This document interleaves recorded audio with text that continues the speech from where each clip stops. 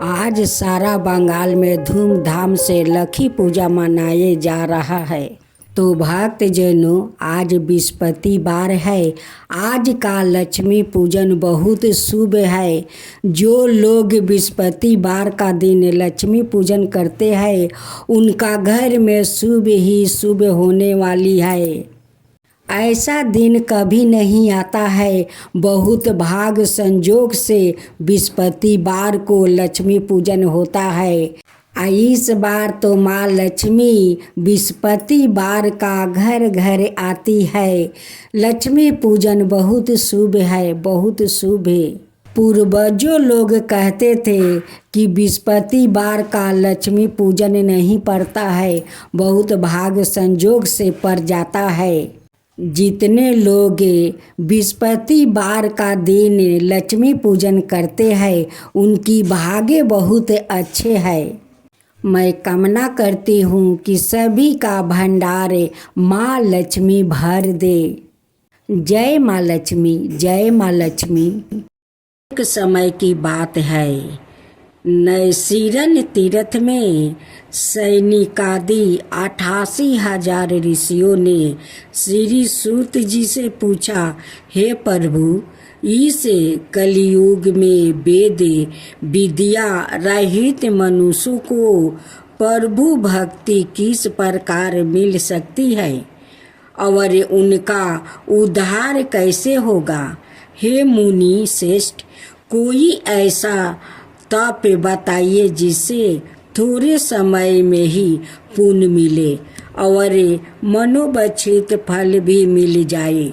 इस प्रकार की कथा सुनने की हम इच्छा रखते हैं।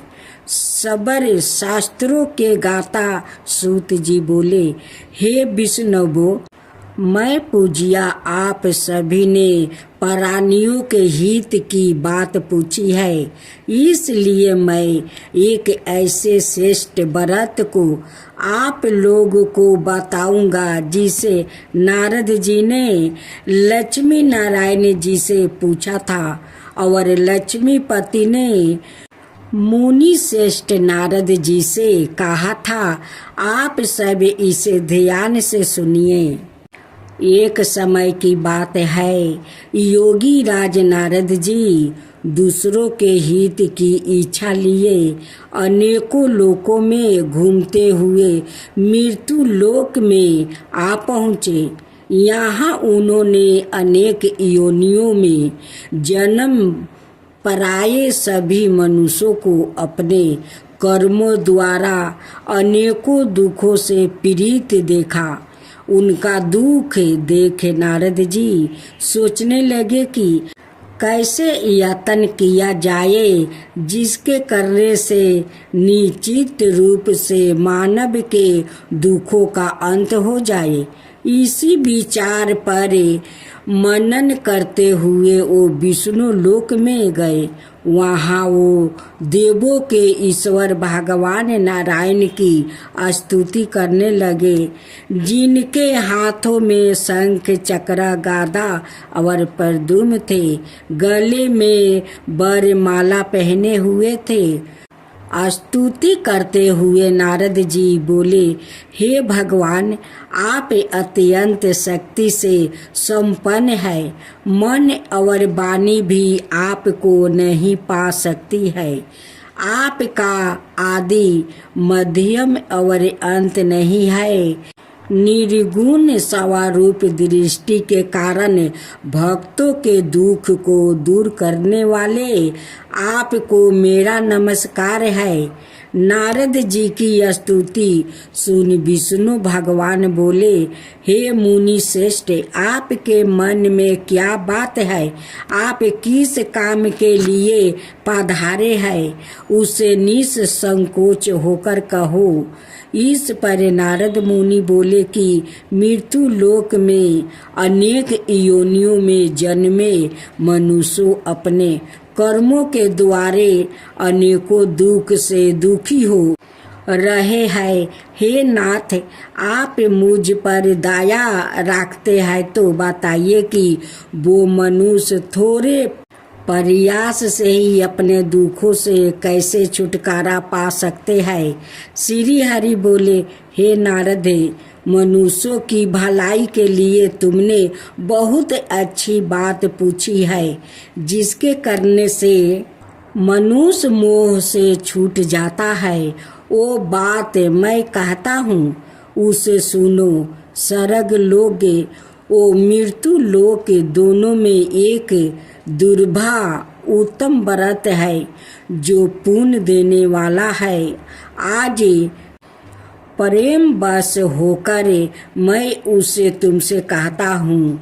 सत्यनारायण भगवान का यह व्रत अच्छी तरह विधान पूर्वक करे, मनुष्य तुरंत ही यहाँ सुख भोग करे, मरने पर मोक्ष पाता है। श्री हरि के वचन सुने नारद जी बोले कि उस व्रत का फल क्या है और उसका विधान क्या है।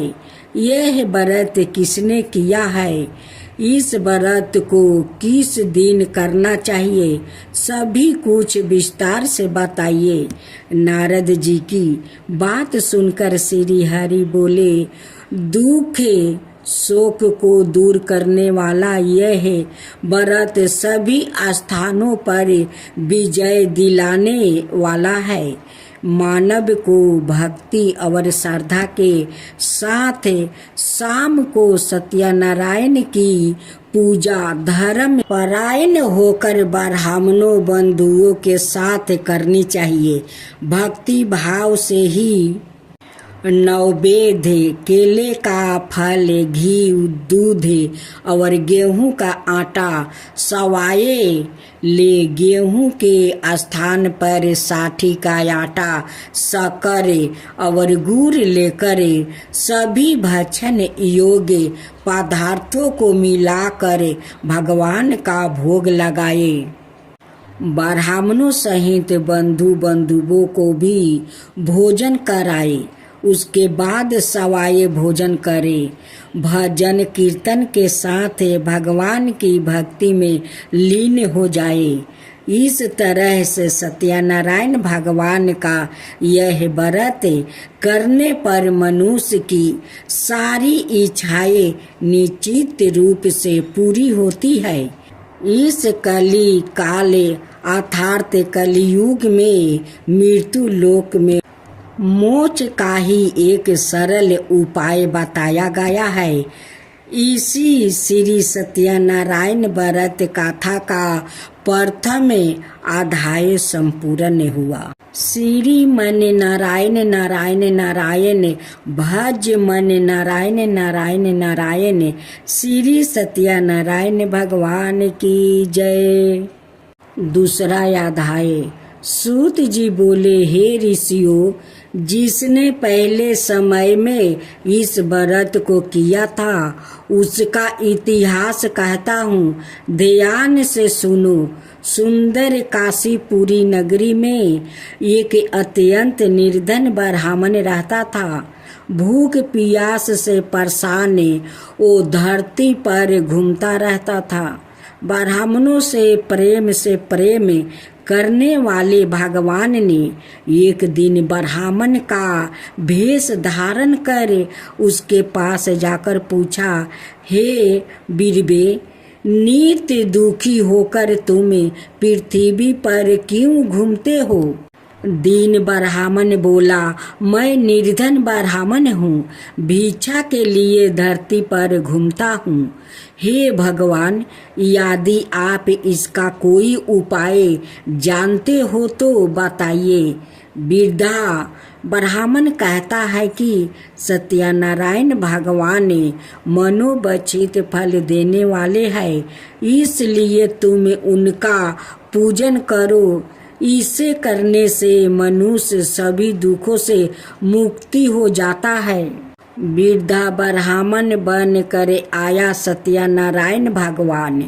उस निर्धन ब्राह्मण को व्रत का सारा विधान बताकर अंतर्ध्यान हो गए। ब्राह्मण मन ही मन सोचने लगा कि जिस व्रत को वृद्धा ब्राह्मण कहने को कह गया है, मैं उसे जरूर करूँगा। यह निश्चय करने के बाद उसे रात में नींद नहीं आई। वो सवेरे उठकर सत्यनारायण भगवान का व्रत का निश्चय कर भिक्षा के लिए चल गया। उस दिन निर्धन ब्राह्मण को भिक्षा में बहुत धन मिला, जिससे उसे बंधु बंधुओं के साथ मिलकर श्री सत्यनारायण भगवान का व्रत संपन्न किया। भगवान सत्यनारायण का व्रत संपन्न करने के बाद वो निर्धन ब्राह्मण सभी दुखों से छूट गया और अनेक प्रकार की संपत्तियों से युक्त हो गया। उसी समय से यह ब्राह्मण हर माह इस व्रत को करने लगा।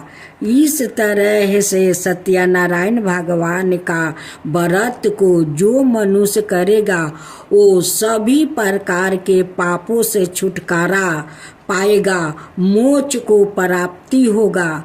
जो मनुष्य इस व्रत को करेगा वो भी सभी दुखों से मुक्ति हो जाएगा। सूत जी बोले कि इस तरह से नारद जी से नारायण जी का कहा हुआ। श्री सत्यनारायण व्रत को मैंने तुमसे कहा, हे बीरबो, मैं अब और क्या कहूँ। ऋषि बोले, हे मुनिवर, संसार में उस बीरबा से सुन कर और किसने इस व्रत को किया है, हम सब इस बात को सुनना चाहते हैं। इसके लिए हमारे मन में श्रद्धा का भाव है। सूत जी बोले, हे मुनियो, जिसने इस व्रत को किया है वो सब सुनो। एक समय यही बीरबा धन ईश्वर के अनुसार अपने बंधु बंधुओं के साथ इस व्रत को करने को तैयार हुआ। उसी समय एक लकड़ी बेचने वाला बूढ़ा आदमी आया और लकड़ियाँ बाहर रख कर अंदर ब्राह्मण के घर में गया। प्यास से दुखी वो लकड़हारा उनको व्रत करते देखा। बीरबा को नमस्कार कर पूछने लगा कि आप यह क्या कर रहे हैं और इसे करने से क्या फल मिलेगा, कृपया मुझे भी बताइए।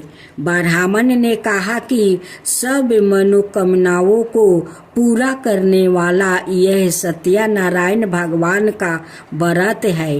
इनकी कृपा से ही मेरे घर में धन धनाए आदि की वृद्धि हुई है। बीरबा से सत्यनारायण व्रत के बारे में जानकर लकड़हारा बहुत प्रसन्न हुआ। चनर मिरित लेकर वो प्रसाद खाने के बाद वो अपने घर गया। लकड़हारा ने अपने मन में संकल्प किया कि आज लकड़ी बेचने से जो धन मिलेगा उसी से श्री सत्यनारायण भगवान का उत्तम व्रत करूँगा। मन में इस विचार को ले बूढ़ा आदमी सिर पर लकड़ियाँ राखे उस नगर में बेचने गया जहाँ धनी लोग ज्यादा रहते हैं। उस नगर में उसे अपनी लकड़ियाँ का दाम पहले से 4 गुना अधिक मिलता है। बूढ़ा प्रसन्नता के साथ दाम लेकर केले, शक्कर, घी दूध दही और गेहूं का आटा ले और सत्यनारायण भगवान का व्रत की अनाये समग्रहियों लेकर अपने घर गया। वहाँ उसने अपने बंधु बंधुओं को बुलाकर विधि विधान से सत्यनारायण भगवान का पूजन और व्रत किया। इस व्रत के प्रभाव से वो बूढ़ा लकड़हारा धन पुत्रा आदि से युक्त होकर संसार के समस्त सुख भोग अंत काल में वैकुंठ धाम चला गया। अब तीसरा अध्याय। सूत जी बोले, हे श्रेष्ठ मुनियों, अब आगे की कथा कहता हूँ। पहले समय में उल्का मुख नाम का एक बुद्धिमान राजा था। वो सत्य भक्त और जितेंद्रिया था। प्रतिदिन देव स्थानों पर जाता और निर्धनों को धन देकर उनके कष्ट दूर करता था। उसकी पत्नी कमल के समान मुख वाली थी और सती साध्वी थी। भरतशिला नदी के तट पर उन दोनों ने श्री सत्यनारायण भगवान का व्रत किया। उसी समय साधु नाम का एक वैश्य आया। उसके पास व्यापार करने के लिए बहुत सा धन भी था। राजा को व्रत करते देखकर वो विनय के साथ पूछने लगा, हे राजन, भक्ति भाव से पूर्ण होकर आप यह क्या कर रहे हैं? मैं सुनने की इच्छा रखता हूँ, तो आप मुझे बताइए। राजा बोला, हे साधु, आपने बंधु बंधुओं के साथ पुत्रादि की प्राप्ति के लिए एक महाशक्तिमान श्री नारायण भगवान का व्रत पूजन कर रहा हूँ। राजा के वचन सुने साधु अंदर से बोला, हे राजन, मुझे इस व्रत का सारा विधान कहिए। आपके कथन अनुसार मैं भी इस व्रत को करूँगा। मेरी भी संतान नहीं है और इस व्रत को करने से निश्चित रूप से मुझे संतान की प्राप्ति होगी। राजा से व्रत का सारा विधान सुन व्यापार ने निमृत हो वो अपने घर गया। साधु वैश्य ने अपनी पत्नी को संतान देने वाले इस व्रत का वर्णन कह सुनाया और कहा कि जब मेरी संतान होगी तब मैं इस व्रत को करूँगा। साधु ने इस तरह के वचन अपनी पत्नी लीलावती से कहा। हे दीनी लीलावती, पति के साथ अनादित हो संसारिक धर्म में परिवीत होकर सत्यनारायण भगवान की कृपा से गर्भवती हो गई। 10वां महीना में उसके गर्भ से एक सुंदर कन्या ने जन्म लिया। दिनों दिन वो ऐसे बढ़ने लगी जैसे कि शुक्ल पक्ष का चंद्रमा बढ़ता है। माता पिता ने अपनी कन्या का नाम कालापति राखी। एक दिन लीलावती ने मीठे शब्दों में अपने पति को याद दिलाया कि आपने सत्यनारायण भगवान का जिस व्रत को करने का संकल्प किया था उसे करने का समय आ गया है। आप इस व्रत को करिए। साधु बोला कि हे प्रिय, इस व्रत को मैं उसके विवाह पर करूँगा। इस प्रकार अपनी पत्नी को आश्वासन देकर वो नगर को चला गया।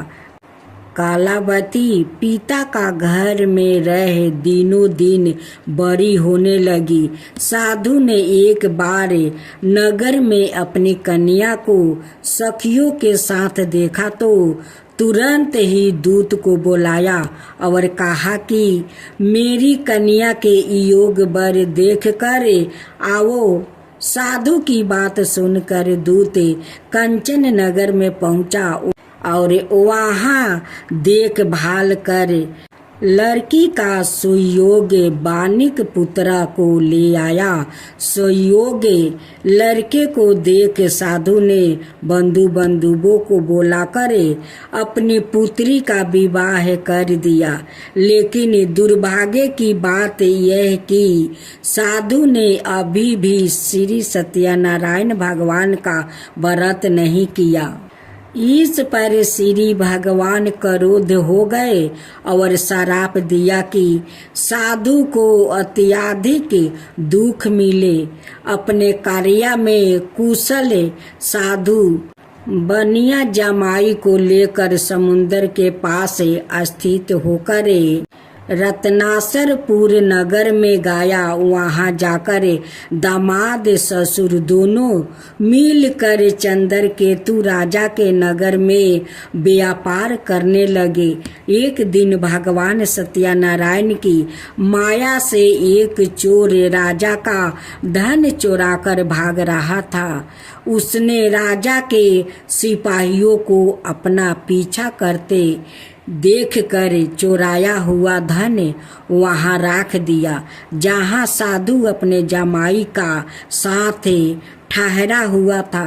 राजा का सिपाहियों ने साधु वेश्या का पास जाकर कहा, धन पारा देखा तो वो ससुर जमाई दोनों को बांध कर प्रसन्नता से राजा का पास ले गया और कहा कि उन दोनों चोर को हम पकड़ लाया है, आप आगे की कार्यवाही की आज्ञा दे। राजा की आज्ञा से उन दोनों को कठिन कारावास में डाल दिया गया और उनका सारा धन भी उससे छीन लिया गया। श्री सत्यनारायण भगवान का श्राप से साधु की पत्नी भी बहुत दुखी हुई। घर में जो धन रखा था उसे चोर चोरा कर ले गया। शारीरिक और मानसिक पीड़ा, भूख प्यास से अति दुखी हो अन्न की चिंता में कालावती एक ब्राह्मण के घर गई। वहां उसने श्री सत्यनारायण भगवान का व्रत होते देखा। फिर कथा भी सुनी। वो प्रसाद ग्रहण कर रात को घर वापस आई। माता ने कालापति से पूछा कि हे पुत्री, अब तक तुम कहाँ थी? तेरे मन में क्या है? कालावती ने अपनी माता से कहा, हे माता, मैंने एक ब्राह्मण का घर में श्री सत्यनारायण भगवान का व्रत देखा है। कन्या के वचन सुन लीलावती भगवान की पूजन की तैयारी करने लगी। लीलावती ने परिवार बंधुओं सहित सत्यनारायण भगवान का पूजन किया और उससे वर मांगा कि मेरे पति और जमाई शीघ्र घर आ जाए। साथ ही यह भी प्रार्थना की कि हम सबका अपराध क्षमा करे। श्री सत्यनारायण भगवान इस व्रत से संतोष हो गया और राजा चंद्रकेतु को सपने में दर्शन देकर कहा, हे राजन, तुम उन दोनों वेश्या को छोड़ दो और तुमने उनका जो धन लिया है उसे वापस कर दो। अगर तुमने ऐसा नहीं किया तो मैं तुम्हारा धन, राज, संतान सभी को नष्ट कर दूंगा। राजा को यह सब कहकर भगवान अंतर्ध्यान हो गए। प्रात काल सभा में राजा ने अपना सपना सुनाया। फिर बोले कि बानिक पुत्रा को कैद से मुक्त करे, सभा में लाओ। दोनों ने आते ही राजा को प्रणाम किया।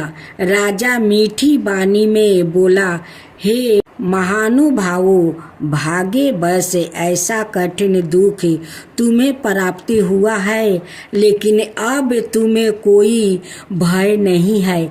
ऐसा कहे राजा ने उन्हें दोनों को नए वस्तु भूषण भी पहनाया और जितना धन उनका लिया था उससे दोगुना धन वापस कर दिया।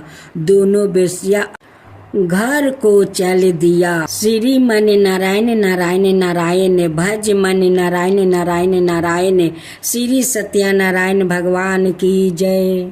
चौथा अध्याय। सूत जी बोले, वेश्या ने मंगल चार कर अपनी यात्रा आरंभ की और अपने नगर की ओर चल दिया।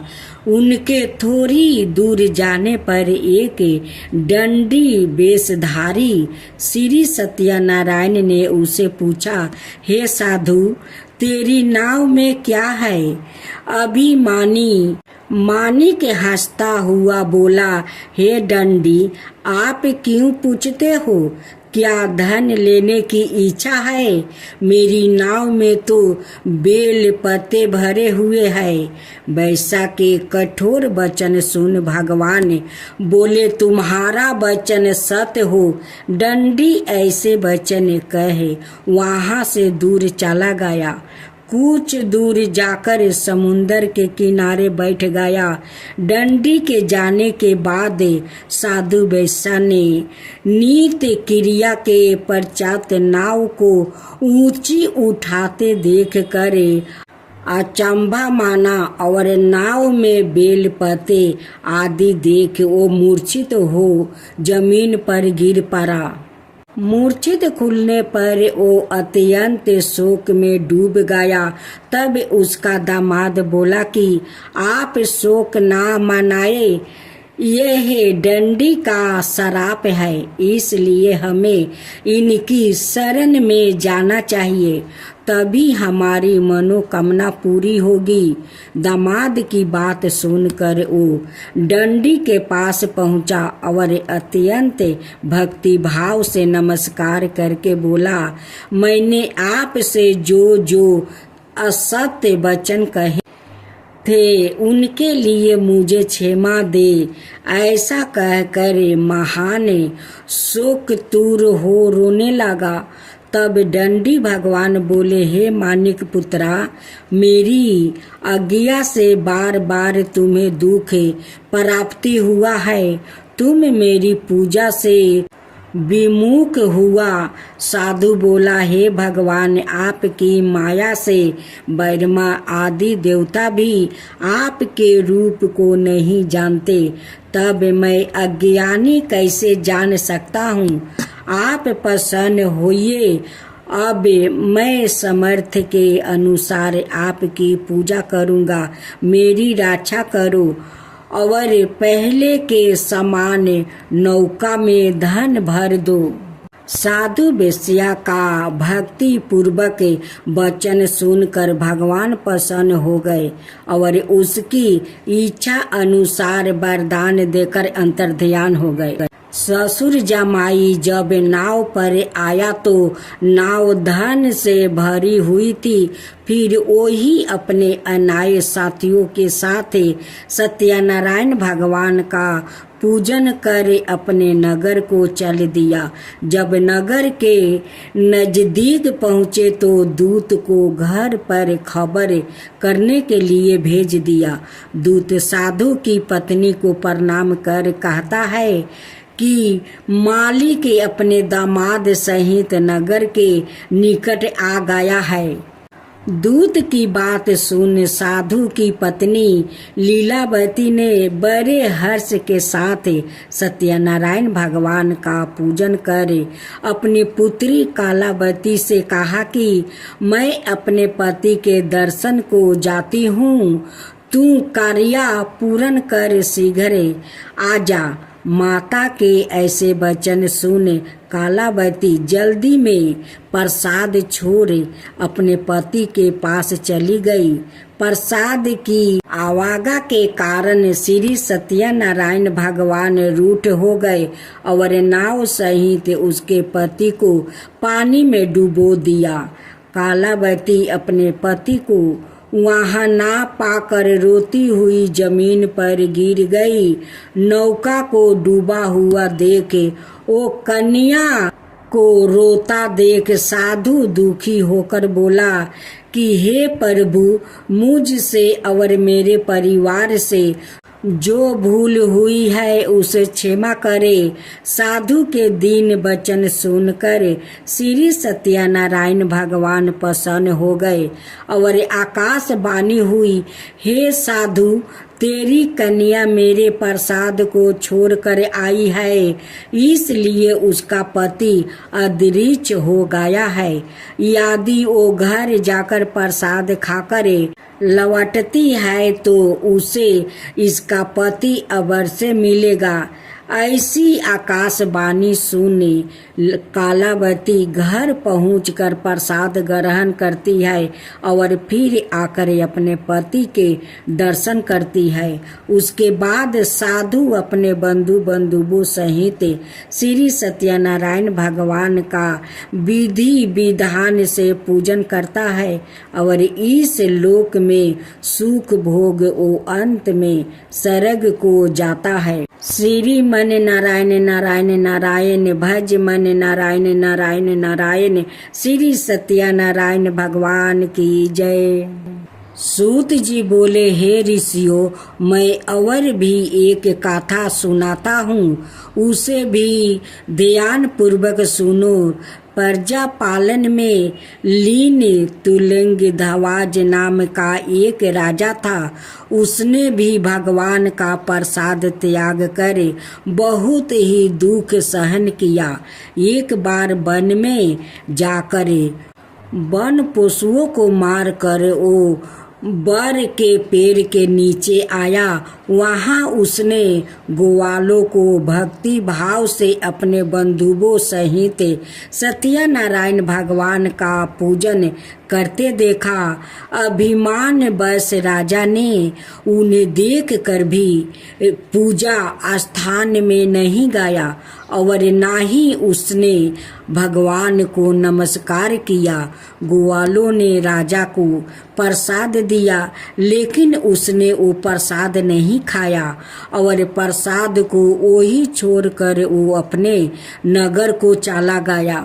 जब वो नगर में पहुंचा तो वहाँ सब कुछ तहस नहस हुआ पाया तो वो शीघ्र ही समझ गया कि यह सब भगवान ने ही किया है।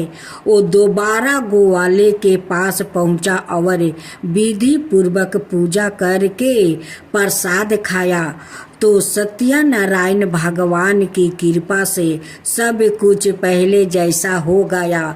शीघ्र काल तक सुख भोगने के बाद मरणोपरांत उसे स्वर्ग लोक की प्राप्ति हुई।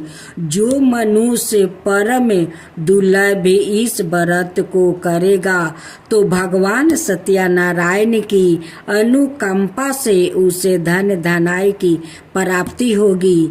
निर्धन धनी हो जाता है और भय मुक्त हो जीवन जीता है। संतानहीन मनुष्य को संतान सुख मिलता है और सारे मनोरथ पूर्ण होने पर मानव अंत काल में वैकुंठ धाम को जाता है।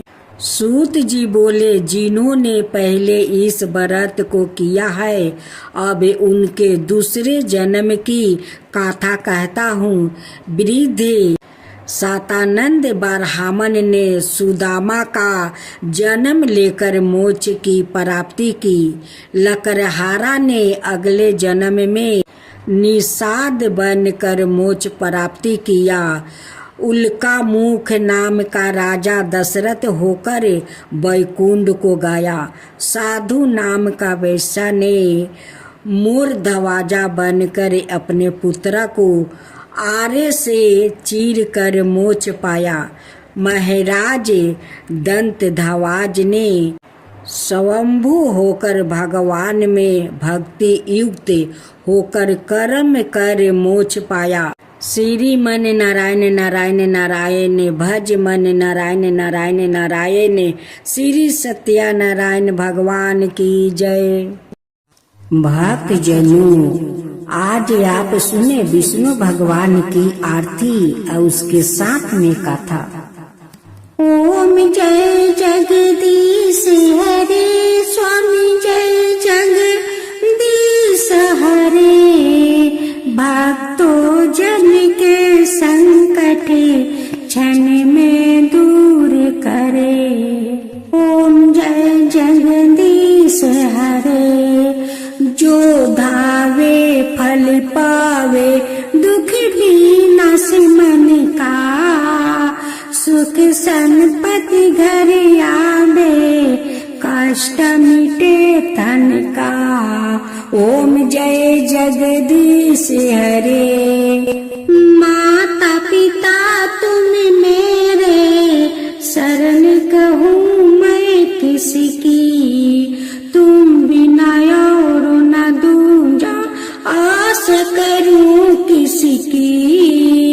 ओम जय जगदीश हरे, तुम पुराण परिमतिमा, तुम अंतर्यामी, पारि ब्रह्म परमेश्वर, तुम सबके स्वामी।